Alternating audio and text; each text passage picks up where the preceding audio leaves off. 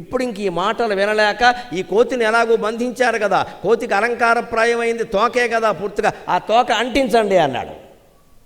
ఆయన ఆజ్ఞ ప్రకారం భటులు తోక అంటించారు. వెంటనే హనుమంతుడు బ్రహ్మాస్త్రపు బంధాలన్నీ తెంచుకుని అంటించిన తోకతో రావణాసురుడు సభ నుంచి బయటకు వచ్చాడు. వచ్చి తోక పైకెత్తి అనుకున్నట్ట, చొర మండుతోంది పాపం, శరీరానికి కూడా తగులుతోంది సెగ, తగులుతుంటే అనుకున్నట్ట, అంటుకుందిలే, ఇది అర్ధరాత్రి సమయం కదా, వీడు అప్పటికప్పుడు సమావేశం పెట్టేశారండి తెల్లారకట్ట వీడికి.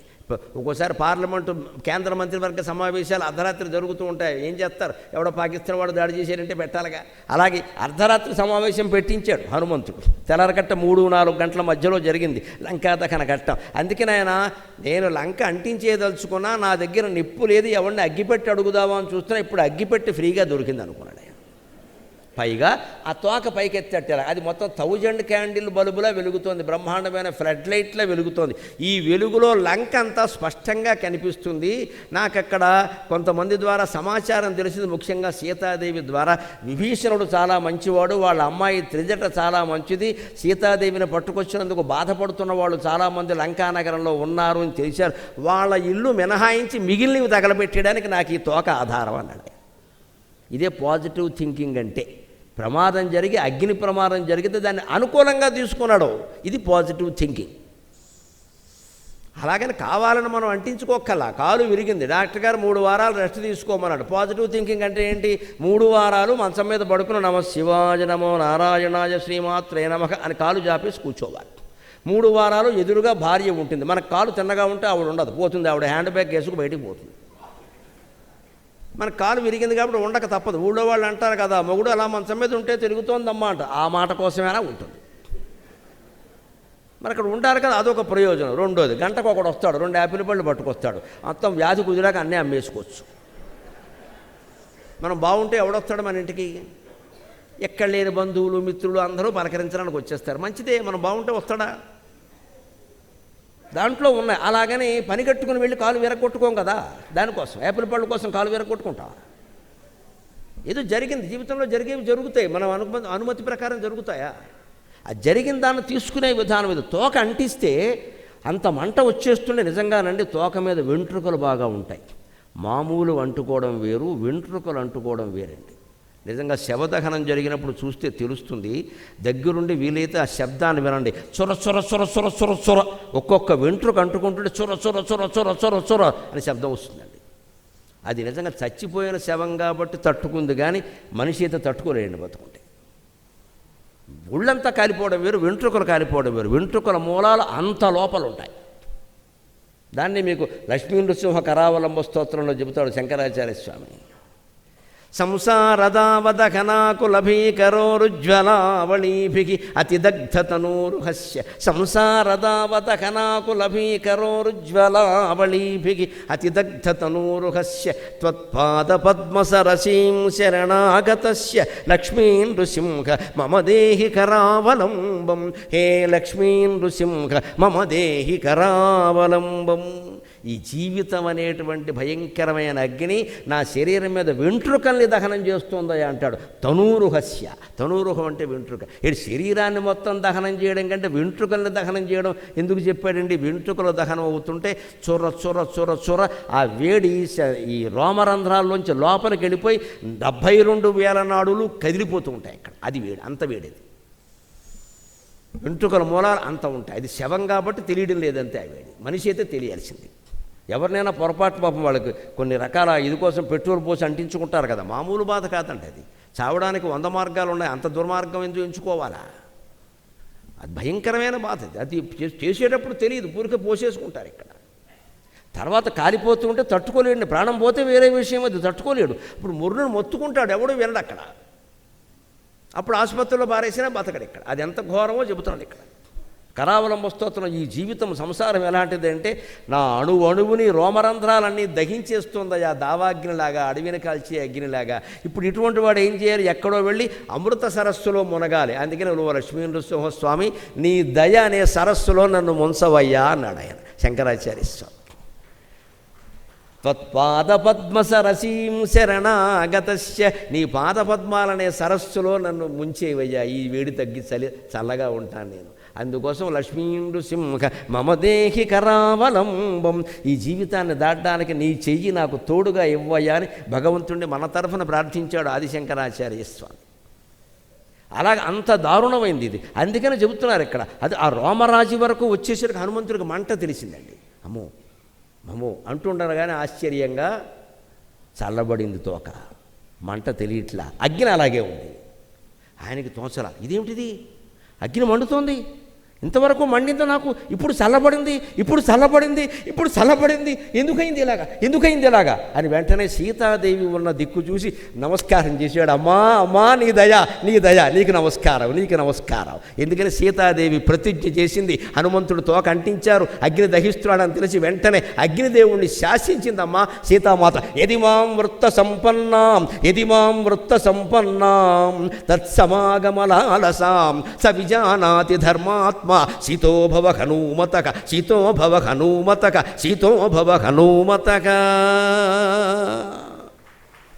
అది సీతాదేవి మహిమ. ఒక్కసారిగా అగ్ని చల్లబడేసరికి ఆయనకు అనుమానం వచ్చి ఏమిటి ఎందుకు ఇలా అయింది అనగానే ఏమో ఏదో జరిగింది అని సీతాదేవికి ఉన్న దిక్కుకి తిరిగేసరికి ఆయనకు అర్థమైపోయింది. అమ్మా నీకు నమస్కారం. ఆవిడ చేసింది ఏమిటి అంటే అక్కడ రాక్షస స్త్రీలు చెప్పారు, నీ కూడా వచ్చాడే కోతి, అయిపోయింది వాడి పని, తగలబెట్టేశారు. పాపం ఆవిడ బాధపడి వెంటనే అగ్నిదేవుణ్ణి శాసించిందమ్మా. సాధ్విత్వం అంత గొప్పది, శీలం అంత గొప్పది. యది మాం వృత్త సంపన్నాం తత్సమాగమలాలసాం, నా ప్రవర్తనలో దైహికంగా కానీ మానసికంగా కానీ ఏ తేడా లేకుండా నేను రాముని సమాగమం కోసమే ఎదురు చూస్తున్నది నిజమైతే, అంతేకాదు స విజానాతి ధర్మాత్మ, ఆ విషయాన్ని రాముడు కూడా త్రికరణ శుద్ధిగా నమ్ముతున్నట్లయితే, నాకు రాముడి మీద కానీ రాముడి మీద నాకు కానీ వేరే అభిప్రాయం లేకపోవడం నిజమే అయితే, ఓ అగ్నిదేవ సీతోభవ హనుమతక, హనుమంతుడి విషయంలో చల్లగా ఉండు, ఐ డిక్టేట్, నేను శాసిస్తున్నా అని చెప్పిందమ్మా ఆయన ఇండియన్ లేడీ సీతాదేవి.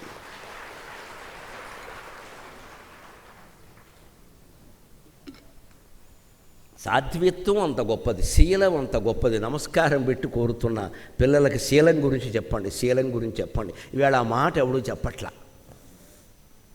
అందరూ మామూలే కదండి. ఏం మామూలు? ఒక పతివ్రత, ఒక పత్ని వ్రతులు శాసిస్తే వానలు కురుస్తాయి, ఆగమంటే ఆగిపోతాయి. అంత శక్తి ఉంది శీలానికి. శీలం అంటే తపస్సు.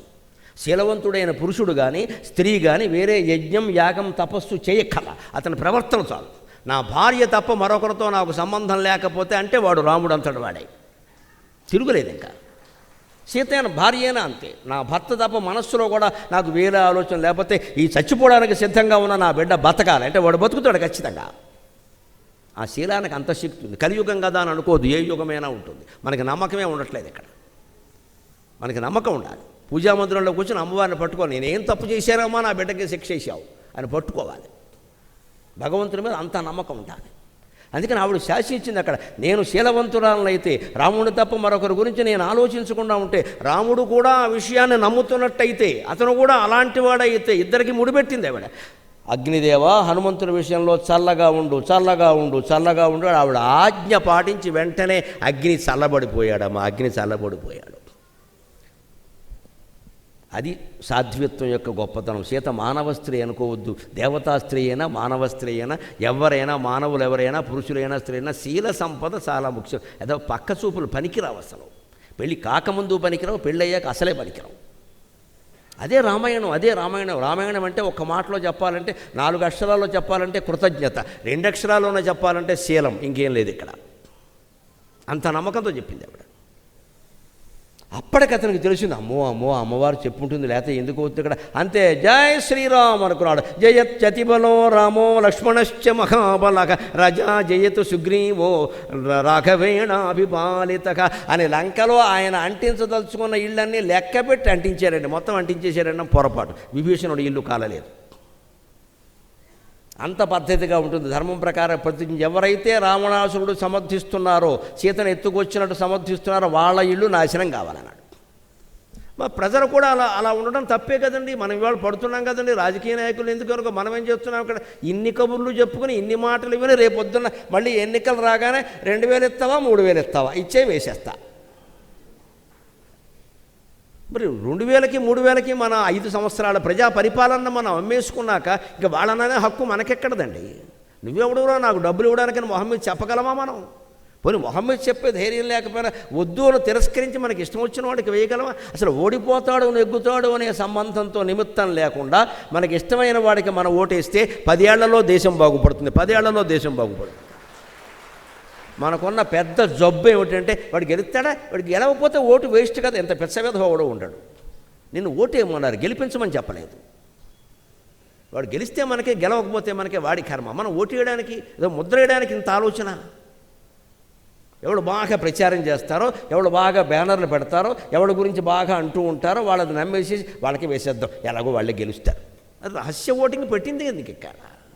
రహస్య ఓటింగ్ ప్రయోజనం ఏమిటి? మనకి బుర్ర లేకపోయిన తర్వాత ఆ బుర్రను అమ్మేసుకుంటుంటే వాళ్ళు మొత్తం లోకు కట్టారు. కుల సంఘం వాడినో, మత సంఘం వాడినో, ప్రాంత సంఘం వాడినో ఒకరిని పట్టుకుంటారు. మీ కులం వాళ్ళ ఓట్లన్నీ మావే, నువ్వు తీసుకో 10 లక్షలని ఇస్తాడు. వాడు సగం మింగేస్తాడు, సగం ఇస్తాడు. అయితే వీడికో పదవి ఇస్తారు. ఏమైపోయింది? మొత్తం రాజకీయాలు కుళ్ళిపోవడానికి మనం కారణం కాదా?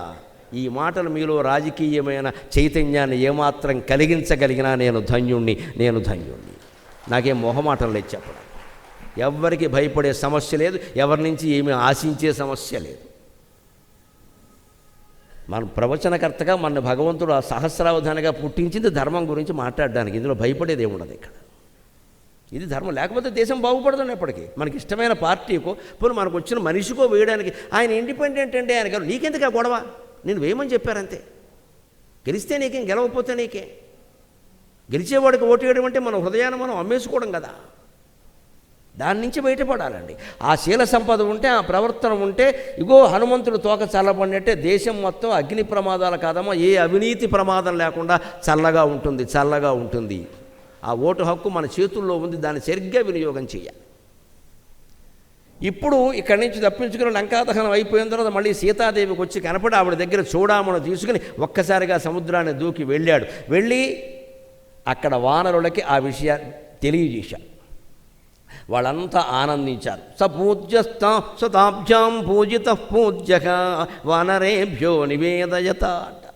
వాళ్ళ చేత గౌరవింపబడి అక్కడ వాళ్ళకి నేను సీతను చూసా, దృష్టా సీత, దృష్టా సీత అన్నాడు. పైనుంచి కిందికి దిగేటప్పుడే వాళ్ళకి ముందు దృష్ట అన్న మాట వినపడింది. వాల్మీకి కవిత్వంలో గొప్పతనం అది. ముందు వర్ణిస్తూ కూర్చోలేదు. వరకు లంకకి వెళ్ళానా, టీ తాగారా, అక్కడ ఇడ్లీలు అంత బాగా లేవురా, ఈ వర్ణనంతా వాళ్ళకి అక్కర్లేదు. ఇక్కడ దృష్టా సీత అని కూడా దృష్టా అన్నాడు. కనబడింది కనబడింది అనగానే కింద వానలకి యా అన్నారు వాళ్ళు అందరూ కూడా. కనబడింది ఎవరు? సీతే. అప్పుడు దృష్టా సీత అన్న, నేను చూశాను సీతాదేవి, నేను చూశాను అని కిందకి దిగి చెప్పి చాలా ఆనందించాడు. అప్పుడు ఆ మధువనం అని ఒక వనం ఉంది. వాళ్ళకి శుభవార్త తెలిసింది కాబట్టి వాళ్ళు ఏమనుకున్నారంటే ఎలాగో శుభమే కదా, వాళ్ళకి చెబుదాం సుగ్రీవుడికి వాళ్ళకి వెళ్ళడానికి ఒక రోజు లేట్ అయినా పర్వాలేదు. అంతగా లేట్ ఎందుకు ఏంటంటే మేము సీతాదేవిని చూసామని చెబుదాం, పర్వాలేదు, మంచి జరిగితే ఊరుకుంటాం కదా, మనం లేట్ అయింది పని చేసుకొచ్చాడంటాం కదా. అందుకని మధువనంలో విందు చేసుకుందామయ్యా అన్నారు. ఆంజనేయ స్వామికి తమలపాకుల పూజ ఎందుకు చేస్తారో ఇక్కడ అర్థమవుతుంది. ఆ మధువనం అంతా తమలపాకుల తోట.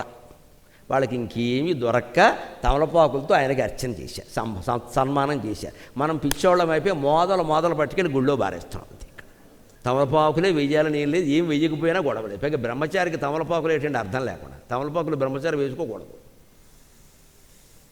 ఆయన తమలపాకులు వేయమని ఎక్కడ ఏ శాస్త్రంలో చెప్పాలి. మనం ఎంత అజ్ఞానం, ఏదో ఎవరో చెప్పారో చేస్తున్నాం అంతే. అది తమలపాకులు ఎక్కువ ఉన్నాయి అక్కడ, తీగలతో ఉంటాయి. పైగా ఆ తీగలు లాగారు, దాన్నే దండ కింద వేశారు. మరి పూలదండ లేవు, ఏం చేయమంట?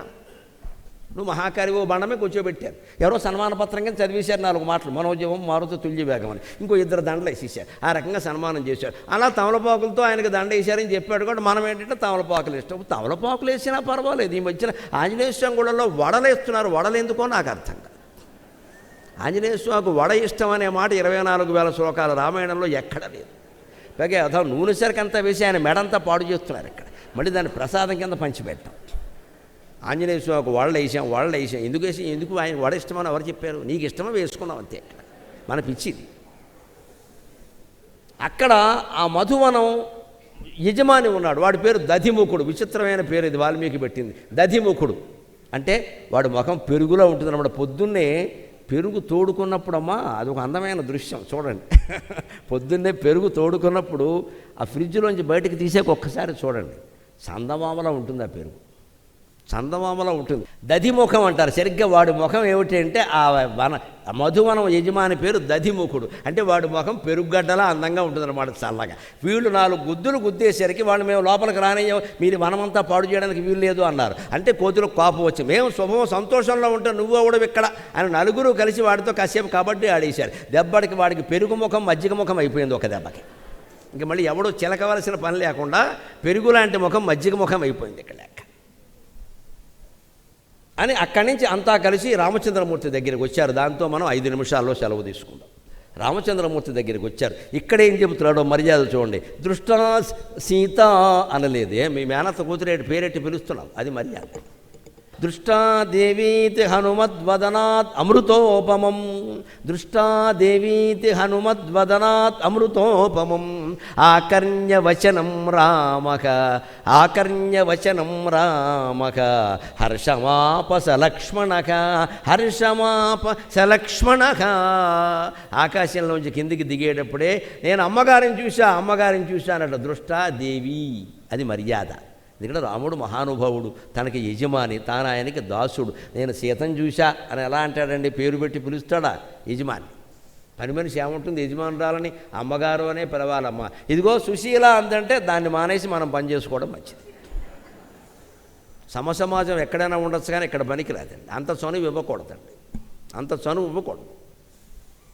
మనం కూర్చుని ఉండగా వాళ్ళు నిలబడే ఉండాలి, వెళ్ళమని చెప్పాలి. అవసరమైతే 100 రూపాయలు ఎక్కువ ఇవ్వచ్చు, కానీ ఈ గౌరవాలు చేయకూడదండి. చేస్తే ఇబ్బంది. అది వాళ్ళు రకరకాలుగా భావించుకుంటారు.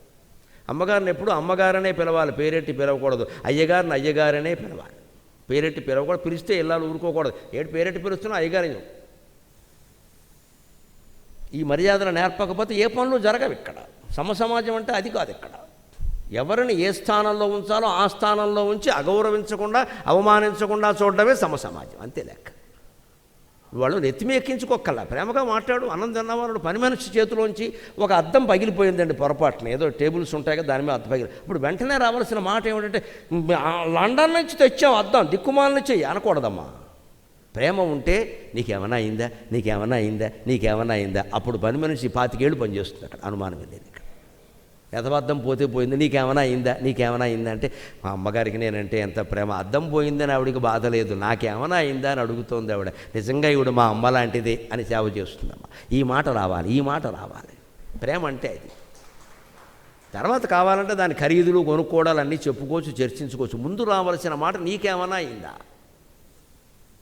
అది ఆలస్యంగా వచ్చినా, ఎప్పుడు ఆలస్యంగా రావు కదా. ఇవాళ ఏమైనా ఇంట్లో ఎవరికైనా బాగులేదా అని రావాలి. అందుకని మొహం మీద రోజు ఇంతే, రోజు ఇంతే, నేను ఇంతే పో అని పోతుంది అది. ఎందుకంటే ఇవాళ పరిస్థితి ఏమిటంటే దానికి ఇల్లు దొరుకుతుంది, మనకి మనిషి దొరకదు. దానికి ఇల్లు దొరుకుతుంది, మనకి మనిషి దొరకదు. పరిస్థితులతో రాజీ పడాలి కదా, దొరకదు. పోనీ మనం చేసుకోగలమంటే 40 ఏళ్ళు దాటిన ఆడవాళ్ళందరికీ నమశివాయ మోకాళ్ళ నొప్పులే. మొత్తం 40 దాటగానే వచ్చే మహాపెద్ద పద్మశ్రీ అవార్డు ఏమిటంటే మోకాళ్ళ నొప్పులే. మరి మనకి పరిస్థితి ఇలా పెట్టుకుని వాళ్ళంటే వాళ్ళు మానేస్తారు. అందుకని ఏమి మానేసే, ఎప్పుడు మానవ కదా. ఏమైనా ఇంట్లో ఎవరికైనా ఇబ్బంది అయిందా అంటే ఏదో చెప్తారు కాసేపు, చాలు, వాళ్ళకి తెలుస్తుంది. ఇది మాట మర్యాద. అందుకని దృష్టాదేవీత్ హనుమద్వదనాత్ అమృతోపమం. నేను అమ్మగారిని చూశాను అని అమృతప్రాయమైనటువంటి మాట ఎప్పుడైతే హనుమంతుడి నోట్లోంచి బయటకు వచ్చిందో వెంటనే హర్షమాప సలక్ష్మణక, లక్ష్మణుడితో సహా రాముడు పరమానందం చెంది హనుమంతుడికి ఇచ్చిన బహుమతి ఏమిటో తెలుసా? దీంతో సహా, తర్వాత యుద్ధంతో సహా, సంజీవి పర్వతం తేవడం సహా, వానరులందరినీ బతికించడంతో సహా అనేక రకాలుగా హనుమంతుడు చేసిన ఉపకారాలన్నిటికీ రాముడు ఏమంటాడంటే చిట్ట చివరిలో, హనుమా, ఎవరి రుణమైనా తీర్చుకోగలను, నేను సీతాదేవి రుణం తీర్చుకోగలను, నా తల్లిదండ్రుల రుణం తీర్చుకోగలను, కానీ నీ రుణం నేను తీర్చుకోలేనయ్యా. చేసిన ఉపకారాలు ఇన్ని అన్నీ కావు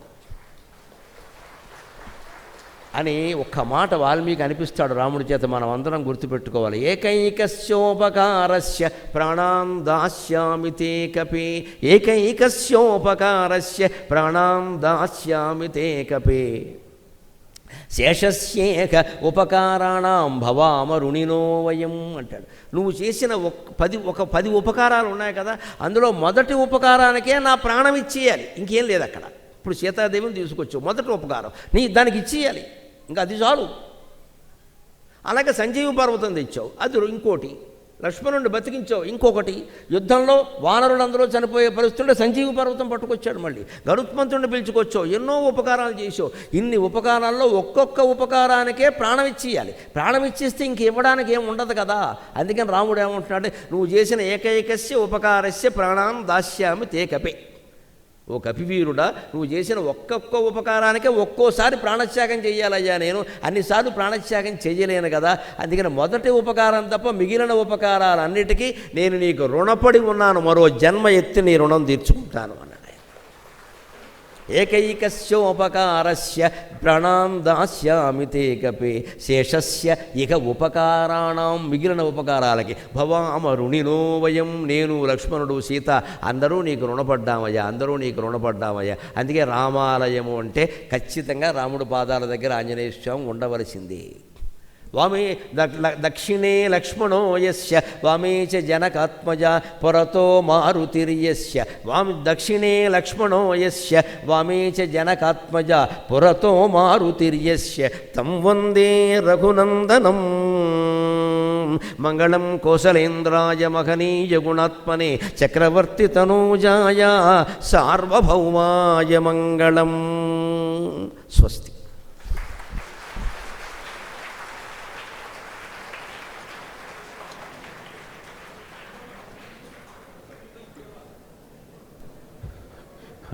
ದಯವಿಟ್ಟು ಎಲ್ಲರೂ ಕೂತ್ಕೋಬೇಕು. ದಯವಿಟ್ಟು ಒಂದು 5 ನಿಮಿಷ ಎಲ್ಲ ಕೂತ್ಕೋಬೇಕು. గురువుగారి మాట విన్నాక మన నోట్లో ఏ మాట రాదు. గురువుగారికి మనం ఇచ్చే కాಣಿక ఏమంటే ఒకటే ఒకటి. 3 రోజులు మనకి ఇంత చక్కగా సుందరకాండం చెప్పినారు. తస్మై గురువేన్ నమః. గురుదేవ మీకు అందరూ ఒకసారి చేతులైతే నమస్కరిస్తే చాలు. కేమదు వాడికి ఇంకేమన్న నుంచి వాళ్ళు ఏమీ ఆశించరు. 5 నిమిషాలు కూర్చోండి దయచేసి. ఇప్పుడు శ్రీ వాసవి ట్రస్ట్ వాళ్ళు గురువుగారికి సన్మానం చేస్తున్నారు. ಮೊದಲಿಗೆ ವಾಸವಿ ಟ್ರಸ್ಟಿನ ಉಪಾಧ್ಯಕ್ಷರಾದಂಥ ಶ್ರೀ ಬಾಲಚಂದರ್ ಅವರು ವೇದಿಕೆ ಮೇಲೆ ಬರಬೇಕಾಗಿ ವಿನಂತಿ. ಹಾಗೂ ಕಂದಲ ಸುಬ್ರಾಜ್ ಅವರು, ಪತ್ತಿ ಸುರೇಶ್ ಅವರು, ಭಾಗ್ಯಲಕ್ಷ್ಮಿ ಶ್ರೀನಿವಾಸ್ ಅವರು ಸಹ ವೇದಿಕೆ ಮೇಲೆ ಬರಬೇಕಾಗಿ ವಿನಂತಿ. ಈ ಒಂದು 3 ದಿನದ ಕಾರ್ಯಕ್ರಮ ಇಷ್ಟು ಸುಸೂತ್ರವಾಗಿ ನಡೆಯಲು ಮುಖ್ಯ ಕಾರಣಕರ್ತರು ನಮ್ಮ ಟ್ರಸ್ಟ್ನ ಅಧ್ಯಕ್ಷರಾದಂಥ ಶ್ರೀ ಡಾಕ್ಟರ್ ಎಸ್ ಗುಪ್ತಾ ಅವರು. ಅವರ ಒಂದು ಮಾರ್ಗದರ್ಶನ ಇಲ್ಲದೆ ಈ ಒಂದು ಕಾರ್ಯಕ್ರಮ ಇಷ್ಟು ಸುಸೂತ್ರವಾಗಿ ನಡೆಯಲು ಅಸಾಧ್ಯ. ನಮ್ಮೆಲ್ಲರ ಪರವಾಗಿ ಈ ಟ್ರಸ್ಟಿನ ಹಿರಿಯರೊಂದಿಗೆ ನಮ್ಮ ಗುರುಗಳಿಗೆ ಒಂದು ಚಿಕ್ಕ ಗುರುವಂದನಾ ಕಾರ್ಯಕ್ರಮವನ್ನು ಟ್ರಸ್ಟಿನ ಪದಾಧಿಕಾರಿಗಳು ನೆರವೇರಿಸ್ತಾರೆ. ದಯವಿಟ್ಟು ಎಲ್ಲರೂ ಅಲ್ಲೇ ಆಸೀನರಾಗಿ ವಿನಂತಿ. ಅದಾದ ನಂತರ ಎಲ್ಲರಿಗೂ ಪ್ರಸಾದ ಕೂಡ ಕೆಳಗಡೆ ಆಯೋಜಿಸಲಾಗಿದೆ, ಎಲ್ಲರೂ ತಗೊಂಡು ಹೋಗಬೇಕಾಗಿ ವಿನಂತಿ. ಮೊದಲನೇದಾಗಿ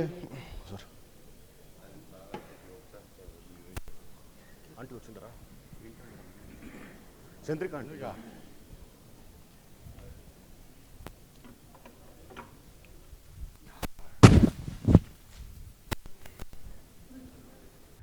ಕೋಲಾರ್ನವರು ಸಹ ಕೇಳ್ತಾ ಇದ್ದಾರೆ, ಗುರುಗಾರು ದಯಮಾಡಬೇಕು. ಮತ್ತು ಇವತ್ತು ತಾನೇ నాగేంద్ర ಅವ್ರು కేಳ್ಕೊಂడ్రు గురువారిన పెనుగొండలో 3 రోజులు చేయాలనేసి. గురుగారు డేట్ ఇస్తానని చెప్పిండారు. పెనుగొండ ఎంత పెద్ద క్షేత్రం మీకు అందరికీ తెలుసు. ದಯವಿಟ್ಟು ಶ್ರೀಮತಿ ಮತ್ತು ಶ್ರೀ ಬಾಲಚಂದ್ರ ಅವರಿಂದ ಗುರುಗಳಿಗೆ ಶಾಲು ವಂದನೆ. ಕಂದಲ ಸುಬ್ರಾಜ್ ಅವರ ವತಿಯಿಂದ ಮೈಸೂರು ಪೇಟವನ್ನು ಧರಿಸಲು ಕೊಡ್ತಾರೆ. ಹೋಗಿ ಸರ್, ಹಂಗೆ ಮೇಲೆ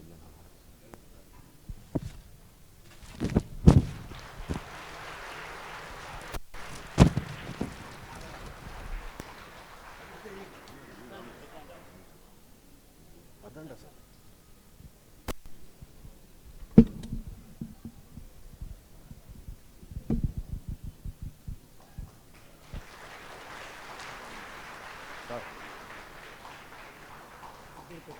ಸರ್ ಸರ್ ಅಟ್ಲೇ ಪೆಟ್ಕೊಂಡು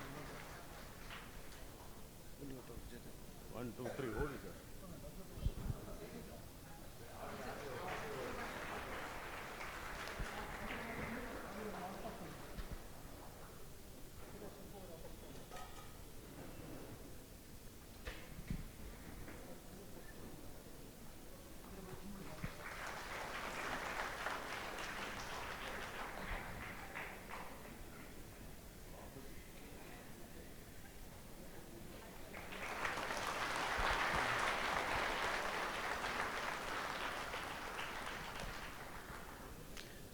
ఈ తర ఒక కార్యక్రమం మళ్ళీ మళ్ళీ మీ ఆధ్యాత్మంలోకి జరగాలని మా అందరికి తరపున కోరుతున్నాను.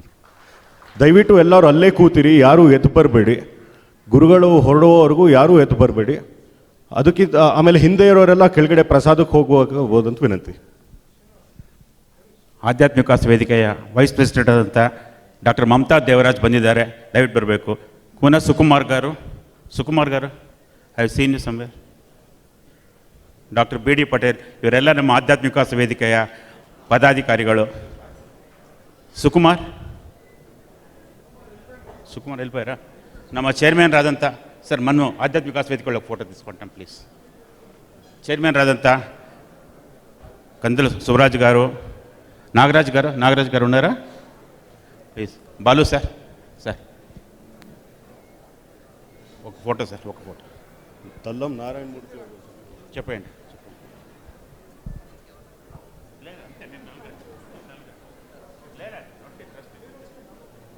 ನಮಗೆ 3 ದಿನ ಗುರುಗಳನ್ನ ಸಾಕಿರ್ತಕ್ಕಂಥ ಶ್ರೀ ತಲ್ಲಂ ನಾರಾಯಣಮೂರ್ತಿಯವ್ರಿಗೂ ನಾವು ಧನ್ಯವಾದಗಳು ಹೇಳ್ಕೊಡ್ತೀನಿ.